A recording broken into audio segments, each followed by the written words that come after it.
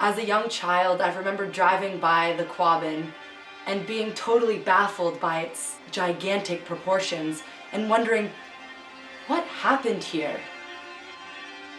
The water project is going to help tell the story of the people who were affected by Quabbin Reservoir. I'm drawn to this story because I believe that there are so many cracks in the way that we see history as a whole, in the way that we teach history. And that's sort of the basis of why I wrote the water project, because I want to illuminate these stories, bring justice to these stories. And I believe that theater is the most effective vehicle for bringing misrepresented, underrepresented stories to life.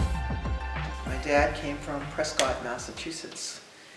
He lived there until he was in high school in 1938 when the family had to leave because of the creation of Quabbin. And he was the 6th generation of Pierces to live in the Swift River Valley. Anytime we can support in any form or any media a project that carries that message forward, I think it's important for us to do that.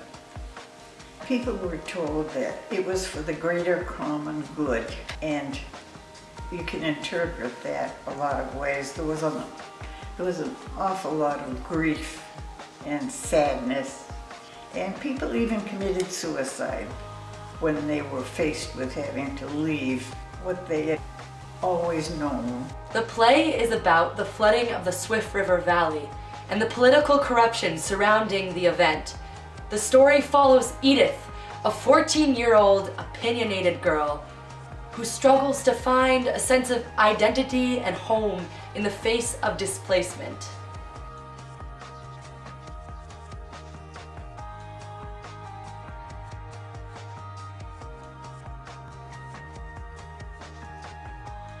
The Water Project is an immersive play, which means the audience wanders through the museum grounds, seeking out characters and becoming a part of the narrative. As a lighting designer for the Water Project, a big part of my job will be to help frame and establish the spaces that we get to use with the Swift River Historical Society. That means not only selecting the components of the environment that we want to create there with light by framing it, but by also imbuing it with a sense of magic and distance, like you're stepping into a story. So that being said, natural light comes for free, but artificial light does not.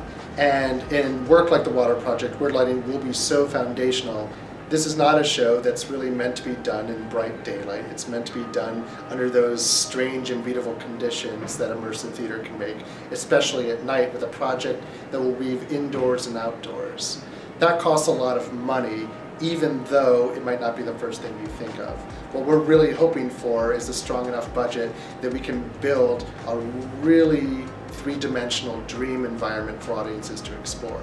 I'm looking to the Water Project to reinvigorate the museum. It's going to bring people in who haven't been there before, and it's going to introduce a lot of new people to the story of the Quabbin Reservoir. And I think this is a way to get them into the story and to see how a museum is helping to preserve the lives of those people who were gone. Like the Emily Dickinson Museum or the Swift River Historical Society, you have an institution that's willing to venture out of just displaying objects and places and using them as part of an experience that the audience can explore. That's a truly unique thing.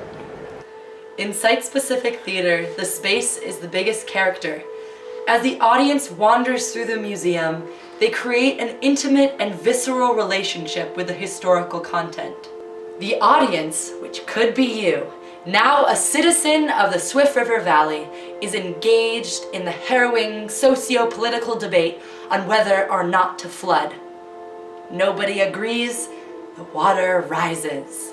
I play the role of Edith. She's a 14-year-old girl who stands up for what she believes in and doesn't let fear stand in the way of her expressing her ideas. Contemporary playwrights are really trying to create more redeemable roles for women and bring them out of stereotypical ones. I found that working with Emma, the characters that she creates really bring women out of the stereotypes and into positions of power where their voices can be heard. Your donations would be so appreciated and really help us bring our story to life.